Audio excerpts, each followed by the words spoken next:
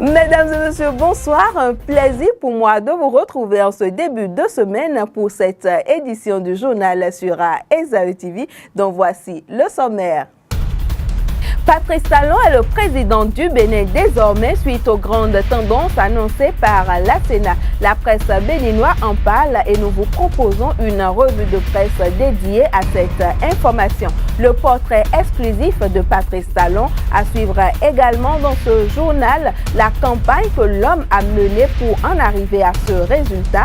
Et dans ce journal, vous aurez également le déroulé du vote dans les départements de l'Atlantique et du littoral. Et en fin d'édition, une note de sport viendra conclure ce journal. Bienvenue à tous. De brève pour ouvrir ce journal, la Commission électorale nationale autonome Sénat a livré les grandes tendances avec un taux de participation de 65%, soit plus de 3 millions d'électeurs. Le candidat Patrice Talon obtient 65% du suffrage exprimé et Lionel Zinsou, son challenger, 34% du suffrage exprimé, ce qui donne victorieux le candidat de la rupture, Patrice Talon. Mais avant les grandes tendances de la Sénat, à 2 h du matin environ déjà, le candidat Lionel Zinsou a appelé son challenger et l'a félicité. Il déclare, je cite, « J'ai appelé Patrice Talon pour le féliciter de sa victoire, lui souhaiter bonne chance et me mettre à sa disposition pour la préparation des dossiers de transition. » Fin de citation. Poursuivons ce journal avec ce portrait du tout prochain président du Bénin, Patrice Athanase Guillaume Talon. Il est en phase d'être investi président de la République du Bénin. Je suis un compétiteur né, déclare Patrice Guillaume Athanase Talon, dont le surnom Pata ou encore Agmono, c'est que les défis. Talon, qui est né d'un père cheminot natif de Ouida et d'une mère issue de la famille Guédégbéda Bomé, en connaît et arrive à les surmonter. Pourtant, ce ne fut pas facile pour cet époux d'une femme native de Porto-Novo et père de 2 enfants. En effet, muni d'un baccalauréat de série C scientifique, obtenu à Dakar et après un passage à la faculté des sciences de l'université de Dakar, il a vite vu s'évanouir son rêve d'être pilote à la défunte compagnie Air Afrique. Pas faute d'avoir quelque chose dans la tête, car il avait réussi au concours, mais par inaptitude à conduire un avion. C'est en France, à Digne, qu'on décèlera son handicap. Qu'à cela ne tienne, il reste en France et s'installe à Paris où il se lance dans les affaires. Un domaine qui ne lui était pas inconnu car déjà au collège, au Nigeria, il se livrait à de petits trafics de pièces détachées. Sa bosse des affaires le mène en 1983 dans la vente des emballages et des intrants agricoles.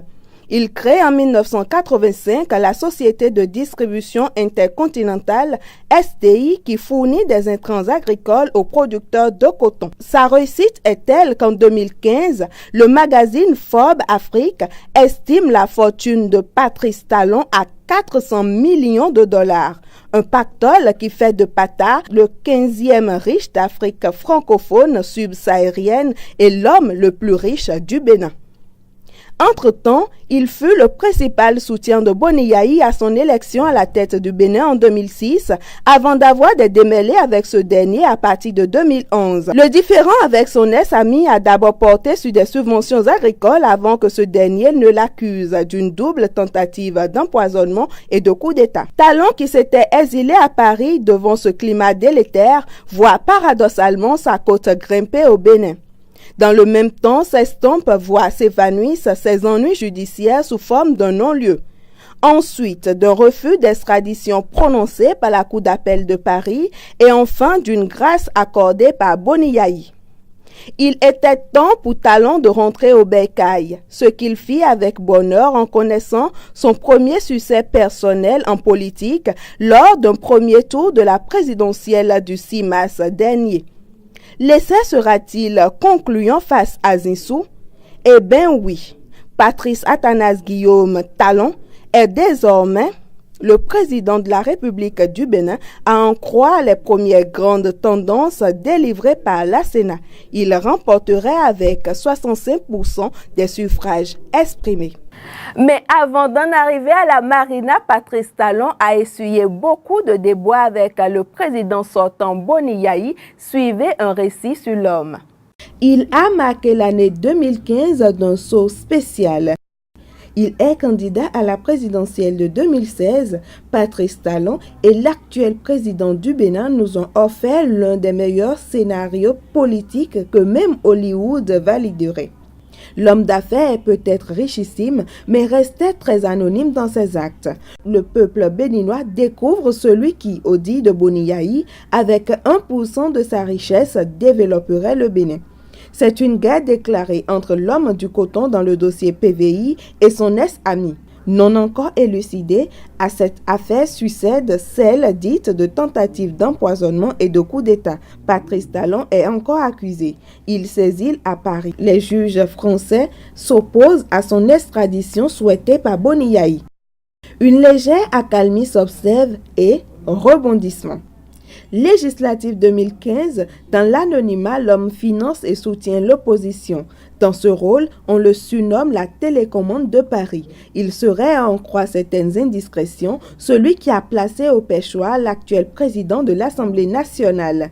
Il est encore à Paris que sur toutes les lèvres résonnait son nom en refrain. Patrice Talon, candidat. Sur les réseaux sociaux, c'était lui, l'homme qui doit diriger le Bénin. C'était une rumeur, mais à la faveur de 2 sorties médiatiques successives, Patrice Talon confirme la rumeur. Il est bel et bien candidat et sauf cataclysme politique, il œuvre pour réaliser son rêve de diriger le Bénin. Patrice Talon ne serait pas président aujourd'hui sans certains hommes comme Candide Azanahi et Maître Joseph Djogbenou. Suivez le lancement de la campagne de Patrice Talon à Cotonou avec Leandro Kodo. Une conférence de presse a été organisée hier en vue du lancement officiel de la campagne de Patrice Talon à Cotonou. Au premier rang, ce sont les députés Candide Azanahi et Joseph Djogbenou qui ont tenu en haleine la salle Vivo du Bénin Marina Hotel. Les 2 parlementaires ont expliqué de long en large les tenants et les aboutissants de leur soutien à Patrice Talon. Ce que nous avons fait est l'inauguration officielle de la campagne à Cotonou. Talon a fait montre d'une résistance placide, calme, au milieu de toutes sortes de déceptions. Il est resté debout, égal à lui-même. Il a fait montre d'une méticuleuse construction du chemin pour le nouveau départ. Le président du parti Restaurer l'Espoir et le président de la commission des lois à l'Assemblée nationale ont apprécié la situation géopolitique actuelle au Bénin. Ce qui est arrivé à Sabaï-Kati, qui est arrivé à d'autres, est suffisamment grave. Je n'ai pas grand-chose avec Badamassi, mais il ne peut pas l'avoir dit sans l'avoir constaté. Je voudrais m'adresser aux forces de sécurité. Rarement nous avons les gendarmes à l'université. Fréquemment nous avons les policiers à l'université. Dans le ventre de sa mère, un enfant ne peut pas crier ni pleurer. Il serait un enfant qu'on n'aurait pas désiré. Il faut attendre la sortie du bébé pour applaudir son cri. La main tendue de Patrice Talon au président Yayi Boni ainsi qu'aux autres forces politiques n'est pas passée inaperçue. La victoire, pour moi, Patrice Talon ne suffit pas. C'est que je tends la main. Et le premier à qui je tends la main, c'est à Boni Yayi que je tends la main. Pour finir, Candide Azanahi a émis comme d'habitude une note humoristique. Il s'agit de la chorégraphie initiée dans le cadre de la présidentielle. Edou Baba nous, Edou Baba nous. Ne dis pas, hein. Ne dis pas la personne, hein. Edou Baba nous. Talon, je n'ai pas dit ça, hein. Marquons la petite pause dans les kiosques de journaux. C'est la revue de presse signée Kader Achirou.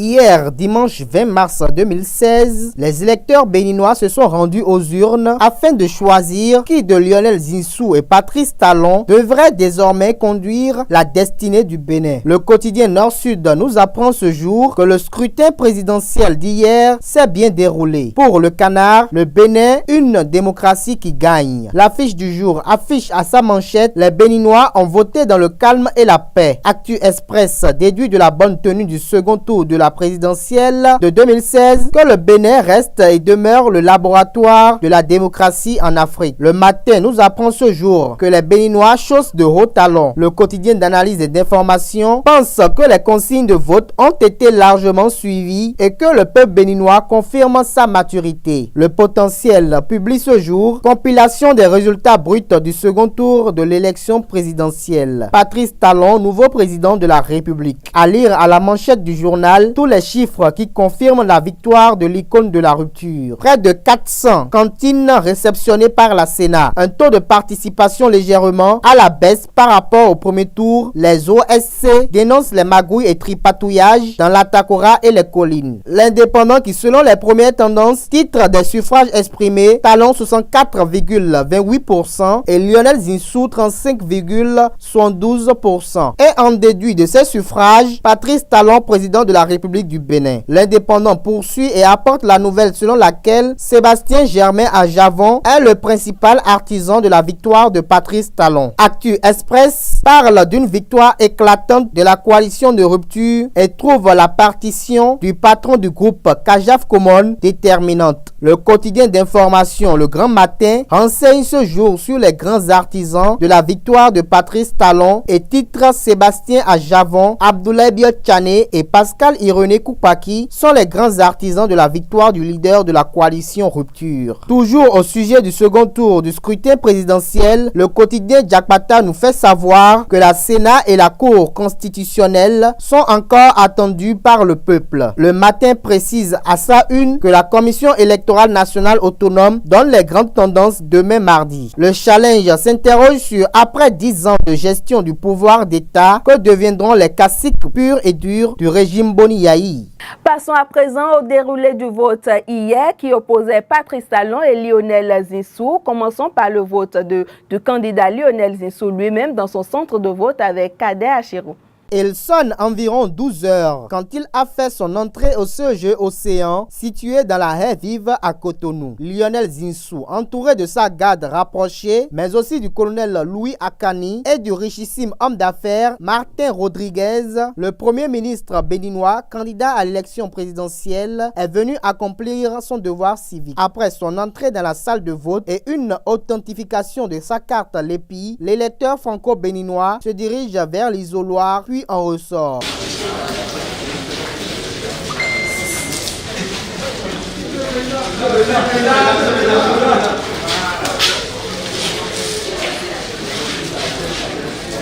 Après avoir justifié sa présence dans le centre de vote, l'homme s'est prêté aux micros et caméras de la presse nationale et internationale. Je viens de voter avec sérénité et confiance et j'appelle tous nos compatriotes, les plus nombreux possibles, à voter aujourd'hui, tôt dans la journée, avec sérénité et avec confiance.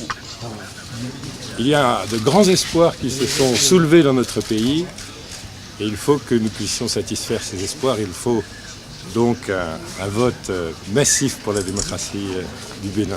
C'est aussi un jour d'émotion pour le Premier ministre béninois puisque sa grand-mère est née le jour de Rameau à Cotonou et il dit être fier d'avoir voté à Cotonou. Lionel Zinsou a également félicité tous les participants de cette campagne électorale qu'il a trouvée sereine et paisible. De ce fait, le banquier d'affaires perçoit le Bénin comme un modèle démocratique pour l'Afrique.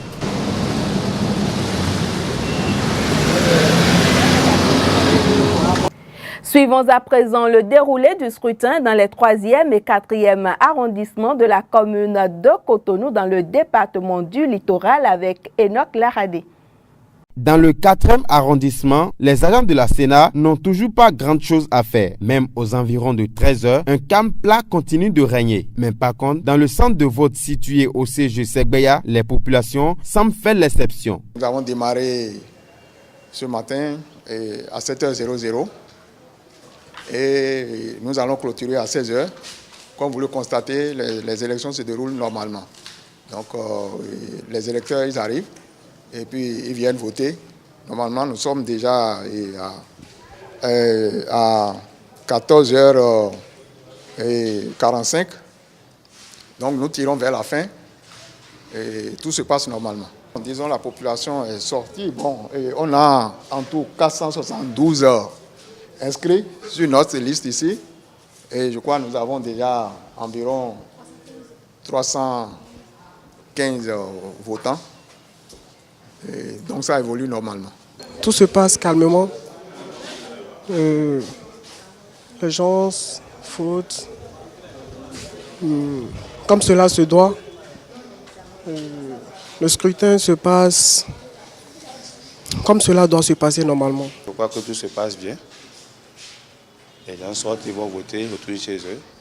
C'est la vraie démocratie. Déjà à 16h, les centres boucleront le vote pour passer au décompte des suffrages exprimés. Du département du littoral, partons pour le département de l'Atlantique où au collège d'enseignement général de Godoma, les électeurs ne sont pas sortis en grand nombre. On retrouve Kadé Achirou pour le point. Un calme inquiétant règne au collège d'enseignement général de Godomé. Les agents de poste de vote ainsi que ceux de la Sénat et de la Cour constitutionnelle attendent impatiemment les populations qui sortent à compte-gouttes. Les représentants des candidats se désolent de cette situation. Il n'y a aucune influence. Mais ce que moi j'ai remarqué sur le terrain, les gens ne sortent pas pour venir voter, quoi. Il n'y a pas trop de popularité. Depuis le matin, les électeurs, ils sortent peu. Bon, on avait cru qu'à la sortie de la messe, ils allaient passer nombreux pour accomplir leur devoir, mais ce n'est pas le cas. Bon, quelques-uns, ils viennent. Si la majorité de la population de Godomé n'est pas sortie accomplir son devoir civique, la minorité rencontrée sur le terrain tente d'expliquer l'absence des rangs devant les agents de vote. J'ai fait mes investigations d'abord. La première cause que les gens ont dit que ce sont les journées de rameau d'abord de l'église catholique. Et ce qui a fait que la population ne sont pas encore sortis. Donc on espère encore dans quelques heures pour voir si réellement ils vont sortir. Il n'y a pas d'affluence, les gens ne sortent pas. S'il y a quelque chose à faire ou à dire rapidement pour que les gens puissent venir voter, ça fera avancer notre pays.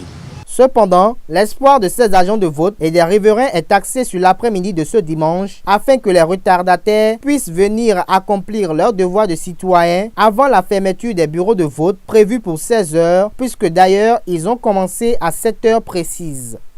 Et pour refermer ce journal, Énergie FC a remporté le derby du littoral face au Mogas 90. C'était au stade Mathieu Kérékou de Cotonou par 2-0. Un match comptant pour le championnat national transitoire de football. Vivez le match avec Léandro Kodo. Après avoir vaincu les policiers, les électriciens poursuivent leur ascension en Ligue 1 sur la même lancée. Les poulains de Stanislas Akele ont réservé le même sort aux pétroliers vendredi dernier au stade général à Mathieu Kérékou. À l'origine du but contre son camp de Fawaz Salifou, Marcelin Coupeau cloue définitivement le Mogas 90 en s'offrant sa deuxième réalisation en 2 matchs. Malgré une reprise en main de jeu en seconde partie, la domination des jaunes a été de nul effet car ni Pacifique Bagidi ni Léocris Kodagwe, transfuge du CFS de Kokotomé, ne parviendront à rétablir la parité jusqu'à la fin de la rencontre. Non, dans un match, soit c'est un match nul, soit c'est un match perdu. Mais c'est un match qui nous a fait mal parce que le premier but a été un but marqué contre notre camp. Et vous avez vu la deuxième partie du match, le nombre d'occasions que le Mogas 90 a eu à rater, le nombre de combinaisons qu'on n'a pas pu concrétiser. C'est pour dire que vraiment, on a encore du travail, il y a encore quelque chose à repenser au niveau de l'équipe de Mogas. Et comme je l'avais dit par le passé, le premier match, on avait déjà des joueurs, 5 ou 6 se sont partis. Au président était convoqué même pour le match. Et ils sont partis. Il s'agit de Hervé qui est parti au Requin, d'autres qui sont partis. Mais il fallait reconstituer rapidement une autre équipe. Ça n'a pas été facile. Et c'est ce que nous sommes en train de chercher à faire. 2 sorties et 2 victoires consécutives pour les coéquipiers de Marcelin Coupeau, capitaine et buteur de Énergie FC. Ça a été une grâce. Le but a été une grâce car nous l'avons cherché, on l'a obtenu. On a trop défendu aujourd'hui face à l'équipe avec laquelle on jouait. C'était un peu difficile pour nous. On a beaucoup travaillé dans la semaine. On ne savait pas que le match était pour le vendredi. Les électriciens recevront les portuaires au stade Mathieu Kérékou le lundi 28 mars, au lendemain du match retour au Bénin-Sud-Soudan, comptant pour les éliminatoires CAN Gabon-Orange 2017.